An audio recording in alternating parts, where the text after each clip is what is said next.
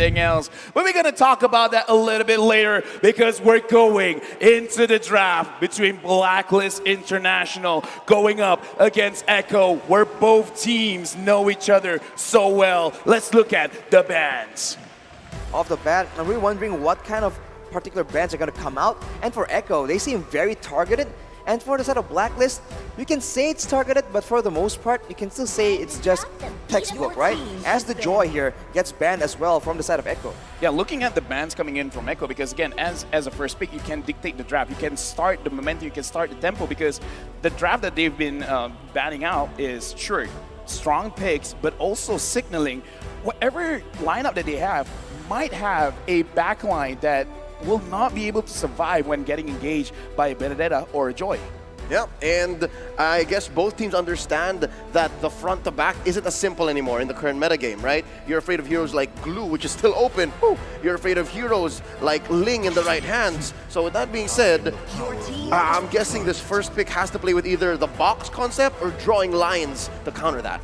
I think for sure that's been a recurring theme, right? 3 very solid frontliners and long distance, long range from the back. There seems to be a formula that has been very popular in the current meta. But for Echo right here, they go for the Eve, trying to get some utility, some range as well. It can be used to zone marksman, but we'll have to see if Blacklist has an answer for it. The open Glue, as Leo mentioned, has been picked up, along with a Claude. All right, so right now, looking at the draft, picking up the Eve first is kind of safe, kind of risky as well, because the Eve is very strong in terms of damage, as well as the utility. And before we even talk more about the draft, Benny Cutie, a quote here, I'm not the best gold laner in the world because I don't have an MPL trophy or any other title, so I won't admit it before I win the title on this M4. Strong words from Benny Cutie, where he's like, I'm not gonna feel comfortable until I win. But again, he can say that he's not the best, but he's one of the best, given that the Storm has weathered most challenges. He's been in the league, he's been a pro player for years now, and he's still here, he's redeeming himself, he's proven the haters wrong. I mean, in my personal experience, it doesn't matter what we say, it matters what other people understand. So he doesn't have a say of whether he's the best or not. Other people decide. But going back into the draft, where Echo, they have gotten the Fredrin as well as the Harif. As of now, not a lot of room for flex. Sure, the Fredrin can be flexed, but for now, Echo, I would say kind of a lineup that we've been seeing a lot. And the Harith here, we've seen that it's very effective in the right situations, right? Mobility and survivability from the kit. But honestly, against a lot of beefy members, it does seem like it does lack that hyper DPS in that late game. Although for Blacklist, this is a very quite the early Diggy pick, and we haven't seen it in quite a while. Yeah, okay, so right now, looking at the draft, because we have to look at the first 3 picks for both teams, because from Echo, they have a pretty strong front to back with the Eve as well as the Fredrin. Putting people in the box, make it easy for Harif to actually engage and go in. Now, Blacklist International, they're answering the first 3 picks with a Diggy. Now, we gotta think about this. Is the Diggy being used to apply pressure early in the gold lane, or is it really to make sure when it comes to the team fights, the team is gonna be safe? Yes, and they are going to go for a re-engage lineup. And what does a re-engage lineup hate? When they don't control when they go in or out, and that's why they're banning the Franco. Ooh, Franco ban right here just to ensure that Blacklist can take their fights on their own terms, and of course deny maybe like the forced usage of the time journey. So far, it just seems like a very solid composition, and if they pair it with a solid backline, it's going to be pretty secure, at least on paper. But considering that they have a Claude in their lineup, it's going to be a bit weird deciding where the team as a whole wants to move, right? Do they want to go forward into danger or actually backing away from it? This is kind of good because they're going to keep Echo guessing, and I feel like the Diggy pick has confidence here just because you see the Fredrin and you're assuming the Fredrin is a jungle, because as a Diggy you can apply a lot of pressure by putting your alarm bombs. It doesn't feel good going up against like an assassin jungler that can kill the Diggy over and over and over again, making the Diggy really not that strong. And because the Valentina has been banned, the Grok has been banned as well. Kind of feeling like they don't want too much of an engage coming in from Echo. And by that, the Orcas are slowly cornering Wise into a pick of their choosing, right? Well, what's left here for Wise to pick up? Because the usual suspects are out. If anything, they might be forcing the jungle Guinevere, which we last saw in the grand final stage of MPL. a lot of options. Honestly, even if we go back, the Nakai is still available, the Baxia is still available. So there is a lot. Good or bad is really up for debate.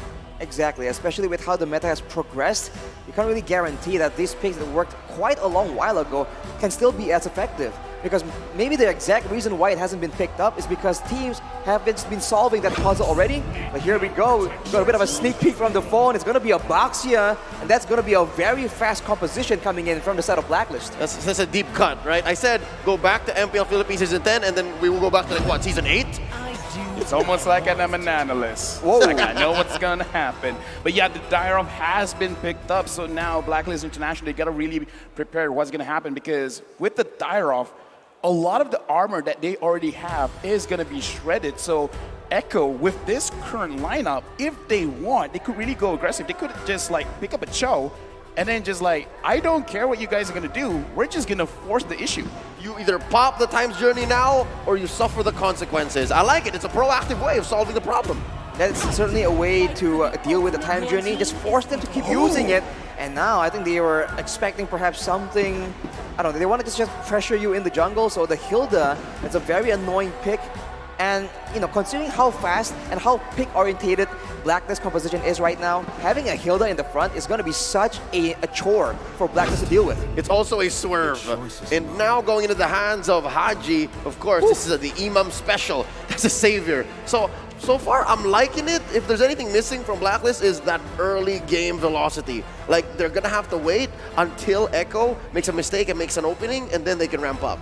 I mean, like you said, looking at the drive, looks like Blacklist, they want to re-engage. And I kind of feel like if your comp scales well and you have ways to answer a dive, that is a very good drive, because looking at Echo, that's what they want to do. Sasage, they want to charge, they want to fight, and they want to make sure they apply enough pressure to Blacklist International. So now with the draft, where both teams, in terms of team fight, they're pretty solid. In terms of what they want to do is very different. So about the execution, can Echo execute it well, or Blacklist deny the engages? It just seems like this is a speed against power, because Blacklist will be around the map really, really quick. Again, with that Baxia, with the fast clearing, with the shield unity. But for Echo right here, when they want to go for a kill, that's a lot of burst damage at their disposal. With that being said, let's start the first game between Echo and Blacklist International. All the way in the beginning, we do see that the Demon Slayer emblem is what both junglers try and go for. They want to get that quick clear in the early game particularly, and in that mid lane, there's going to be a bit of a showdown for sure. Both of these mages, they have like decent clear, but as far as how they impact the side lanes, it's a bit different, right? They need to try and get a bit of help, especially from the jungler or the roamer, before they can actually have that kind of impact. Yep, slight advantage here for Sanji, given that Haji has to work on his stacks, has to make sure that the savior scales up. But down bottom, it looks like it's a deadlock, because both are able to clear the wave fast enough and then rotate. We got to talk about the goal lane as well. So the Diggy is going to apply pressure here onto the Harif. So Yaoi, I want to see whether he decides to help out Manicutie in the goal lane, or he's going to try to apply pressure in the jungle, which kind of doesn't need to, because going up against the Baxia, like, why? Exactly. Usually the Hilda is being used against assassins just to be that oppressive presence, especially in the early game where the passive is just so annoying to deal with. But now, it seems like Echo is using Yaoi on the Hilda to actually deal with the Diggy pressure, because that shielding is casting all the damage. But look at Oheb, taken very, very low. Close call. Oheb at about 1/10 of his health. Here comes Wise, bumping right into Yaoi. Oh my Venus. Looking for that reverse time, does not catch it. Right now, I'm looking at this, and it does look like Echo, they're trying to find the angles, the way that they can start the early aggression. So I want to see if they apply more pressure onto Oheb, because again, as a Claude, before level 4, you don't have a lot of way to clear the minions, so it's very, very punishing to die at like, what, level 3?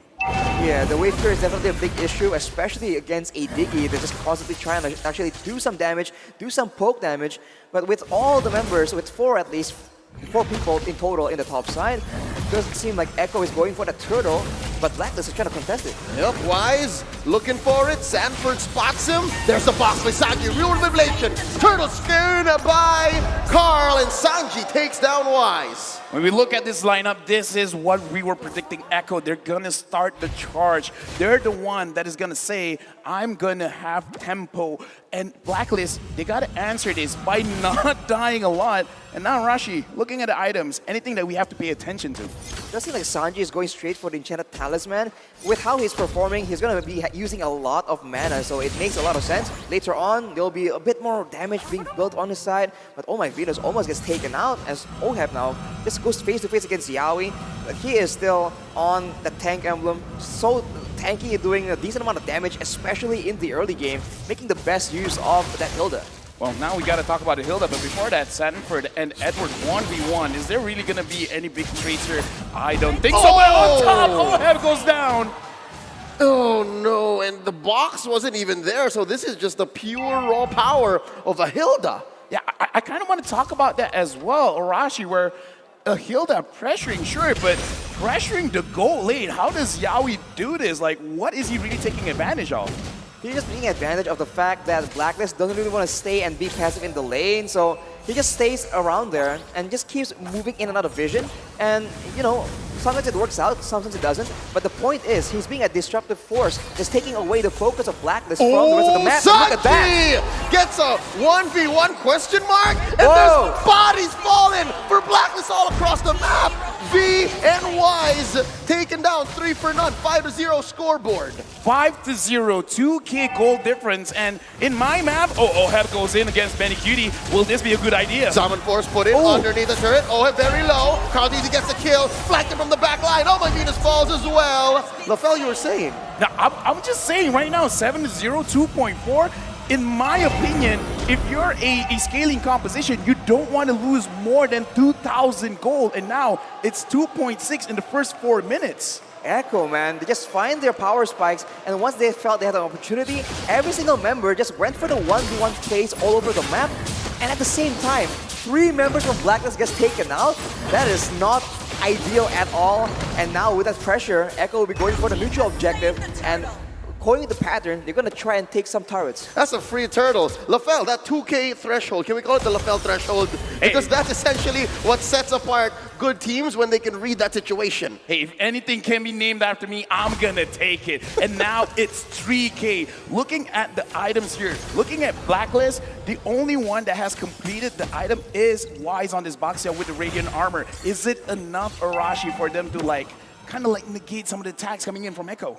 Well, they can negate some damage, especially from Harriet as well as the Eve, but I mean, Yaoi on the Hilda is still doing a massive amount of damage, and don't forget, this Dyrod, Sanford on this Dyrod is actually one of the main counters for Wise, so the Radiant Armor will not be helping in that department. Oh, Venus already committing the flicker. Carl Deasy gets a beat on the Queen, and a Crazer's Wrath taking down the Diggy. Second, make that third death for the Roamer. And right now, Blacklist, they have nothing to answer. They gotta slow it down. Oheb just completed his Demon Hunter sword, and Wise tries to do it, but he can't do anything. 4 members on the Wise. He's cornered here. 3 members make that 4 Wise. Chrono, Fissure. Oh no, there's the box. BMI out. 1 down. They're just doing damage control here. Blacklist. Blacklist is getting corralled, getting cut off from their base, and honestly, Echo is just making the best use of this early game pressure, and they're not done just yet. Oh, Sanford flickering on out. They catch Edward. Here comes the cavalry. Oheb with a blazing duet on out of dodge. Lightning and thunder pushing away Echo. Right now, looking at the situation, Blacklist International, they're very comfortable of playing from behind, trying to wait it out, trying to make sure they fight at equal ground. But now, I gotta ask you, Arashi, Blacklist, realistically, what can they do to stop the bleeding? They need to try and just prepare the crowd control, stick together, but the problem is for Echo right now, every single member, generally the main carries, can go for those solo kills yet again. So if they just stick together, yeah, maybe they can avoid getting killed, but then Echo will just start destroying them in the macro gameplay, in the rotations, in the vision game, and that is not ideal either. Oh, Edward catches one. Here comes the RWM. Diggy. Oh, my Venus with the Time's Journey. They take out Sanford first. Where was the damage? Amazing play by Blacklist. They get a pick off, but oh, they pay the price. Down goes Oh My Venus. They're gonna collapse down onto Edward, and he goes for the split. Split is off a cooldown. Rides on to Carl Teasy. Puts him in a compromised position. Here comes Wise. Still they get his purple buff. Yowie making space. Edward getting pulled in. Wise still here as well. Benny Cutie summon force. Where's Edward going? Goes on through the wall. Suffers a death. The storm is here, and they disengage. Oh, they find Haji.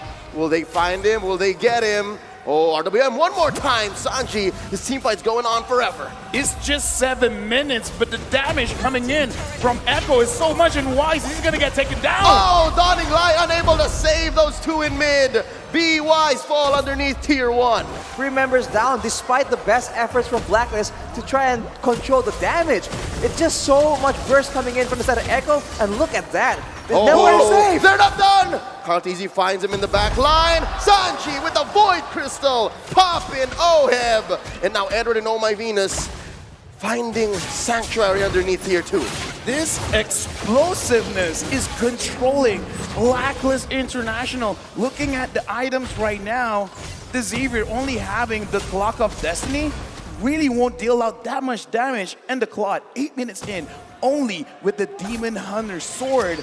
Blacklist right now in this game is looking very one-sided. Arashi and Oh My Venus has to use the ultimate to get out of the RWM.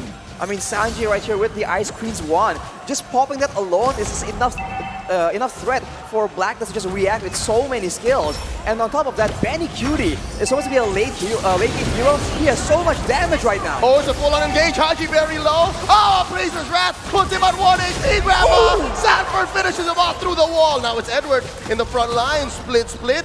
Yowie cordoning off the rest of Blacklist as they go for this purple buff steal.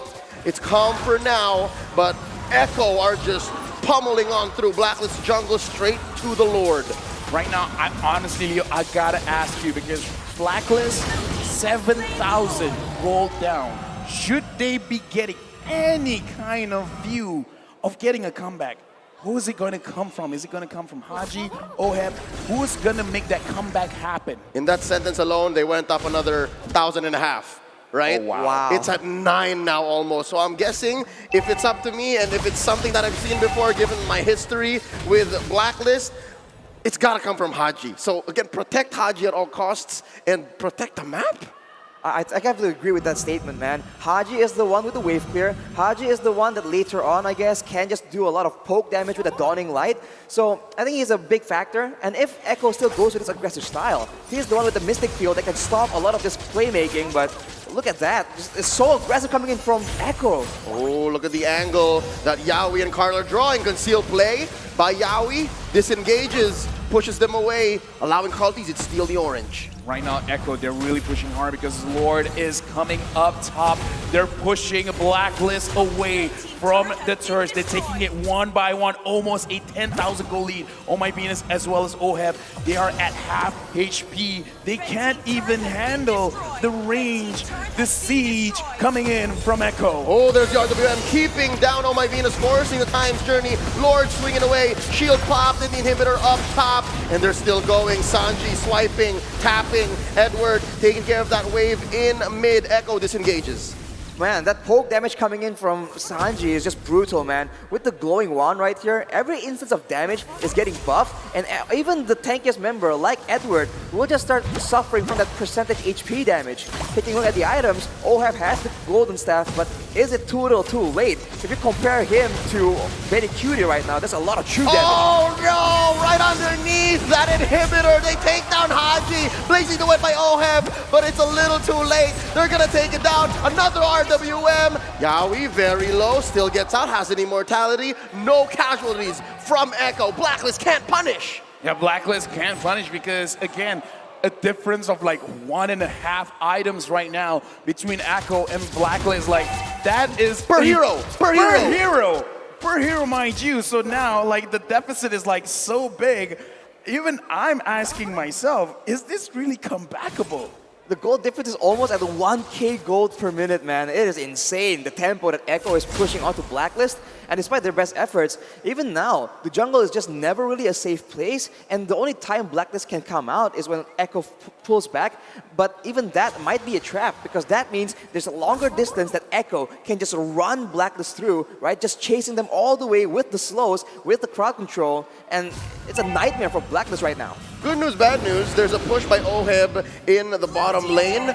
Bad news is, as soon as Echo takes this Lord here, it's Luminous, 12 minutes past, it's going to be harder to rely on Haji. It's going to be difficult for Imam alone to be the insurance policy, because they can't stay in their base alone, because Echo's going to keep coming. If anyone asks us again, like, what is a snowball, I kind of feel like this game is the definition of a snowball, taking a small lead up in the gold lane and then translate it all over the map. 11,000 gold difference. Blacklist, oh my Venus, using the Diggy is good at protecting the backline, but it's not tanky. The items as well is built on utility mage items, so he can't tank the damage. The only one that can is Wise and Edward, but at this point, it doesn't look like it's enough. It is an Impure Wrath Diggy, so it's supposed to actually do a lot of poke damage, but against a Hilda, against a Fredrin, it's just not enough, and now Echo make the deciding play. Oh wow, Sanji with the Void Crystal alone forces Haji underneath the base. They're gonna force the issue here. Lord swinging away at the base. Tier 3 turrets, inhibitors in bottom, very low. Mid as well, compromised. There's a wave crashing on through. Blacklist holding on. Right now. There's an RWM forcing out the Time's Journey. Wise coming in. Oheb with that blazing duet. He's very low. Yawi gets the kill. Down goes the Filipino sniper. Yawi gets his immortality pop with a Salmon Force. Hagi goes down. They're gonna swing away. Oh my Venus popped here by the back line. Edward takes down Yawi. Wise very low. Can Sanji finish the job? The answer is no. It's up to Edward now. He's down as well. It's just Wise. Echo takes game 1.